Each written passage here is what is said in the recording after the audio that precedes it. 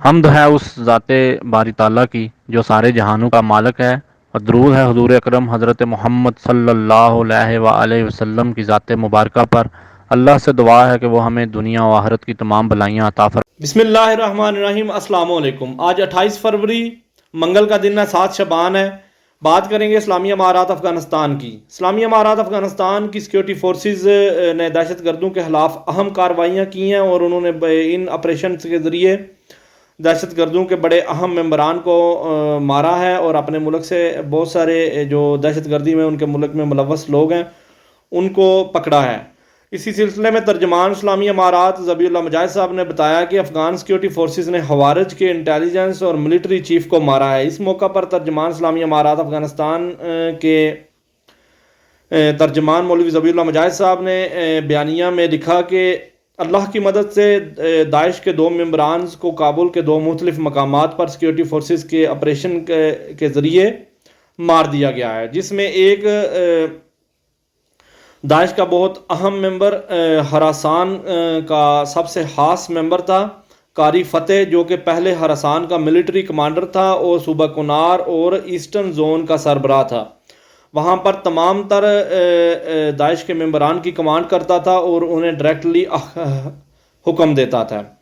انہوں نے بتایا کہ کرنٹلی یہ آدمی انٹیلیجنٹ اینڈ آپریشنز چیف کے طور پر کام کر رہا تھا۔ انہوں نے مزید بتایا کہ کابل شہر میں ہونے والے ناخوشگوار واقعات، جن میں سفارتی اداروں پر حملے، مسجدوں پر حملے اور کچھ اہم دہشت گردی کے جو ٹارگٹ کلنگ کے واقعات ہیں، ٹارگٹ کلنگ کے حملوں کو ڈائریکٹلی ڈیل کرتا تھا، ان کا پلان کرتا تھا، یہ تمام تر ماسٹر مائنڈ شخص تھا۔ انہوں نے بتایا کہ یہ تمام تر کامیابیاں اللہ کی مدد سے وجود میں آئی ہیں، جو کہ کل رات اسلامی امارات افغانستان کی فورسز نے آپریشن کر کے کابل میں اس کو مار گرایا ہے۔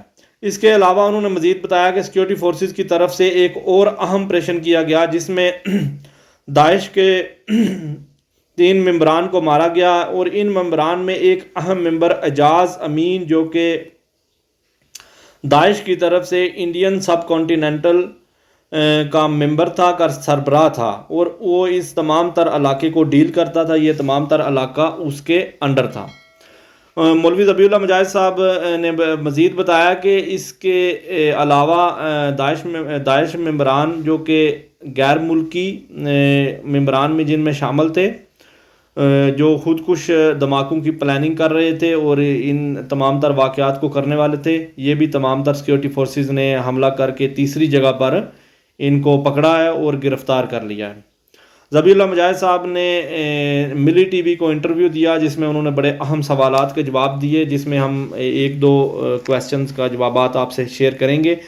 مولوی ذبیح اللہ مجاہد صاحب نے داعش کے بارے میں بات کرتے ہوئے بتایا کہ افغانستان میں داعش کے موجودہ حالات کو دیکھ کر ہم اس بات کا اندازہ لگا سکتے ہیں کہ افغانستان میں داعش بکھر چکی ہے اور وہ یہاں سے بھاگ رہے ہیں۔ بہت جلد ہم ان پر قابو پا لائیں گے اور اسلامی امارات افغانستان کو دہشت گردی کے ان واقعات سے محفوظ کریں گے۔ اس کے علاوہ انہوں نے افغانستان کے تعلقات کے بارے میں بات کرتے ہوئے کہا کہ افغانستان کے اسلامی امارات افغانستان ہر قسم کے جائز تعلقات کے قابل ہے، وہ اہل ہے، اور وہ اپنی مرضی سے تمام تر ملکوں کے ساتھ اپنے تعلقات کو، تعامل کو بڑھا سکتا ہے، جن میں دونوں فریقین کی خود مختاری اور ملکی اقدار کو محفوظ بنایا جائے۔ اور یہ بڑی ضروری بات ہے کہ انہوں نے کہا کہ ہمارے جس بھی ملک کے ساتھ ہم تعلقات قائم کریں گے، ہم خود مختاری اور ملکی اقدار کے ملکی انٹرسٹ کے مطابق اپنے تعلقات قائم کریں گے، اپنی مرضی کے مطابق۔ یہ نہیں کہ وہ کوئی ایک فریقان کو فائدہ اور دوسرے کو نہیں ہوگا، ہم دونوں فریقین کے متعلقہ انٹرسٹ کے مطابق اور اپنی ملکی انٹرسٹ کے مطابق تمام تر ملکوں کے ساتھ تعاون بڑھانے کو تیار بھی ہیں، اور اب اس قابل ہیں کہ ہم ان تعلقات کو بڑھا سکیں۔ اس کے علاوہ منسٹری آف فنانس کے ترجمان احمد ولی حکمل صاحب نے بتایا کہ منسٹری نے تاجروں کی آسانی اور پھلوں اور سبزیوں کو خرابی سے بچانے کے لیے اہم فیصلہ کیا ہے، جس پر اب تاجروں کو جلد خراب ہو جانے والی اشیاء کے لیے شپنگ فارمز خریدنے کی ضرورت نہیں ہے۔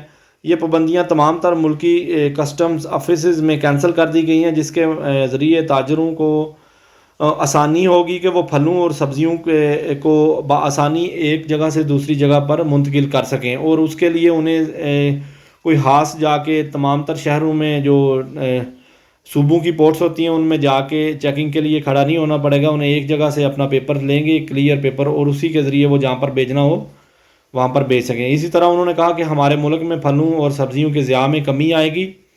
اس کے علاوہ بات کریں گے اسلامی امارات افغانستان قدرتی وسائل کو کس طرح یوز کر رہی ہے، جس میں سب سے اہم وسائل پانی کے وسائل ہوتے ہیں.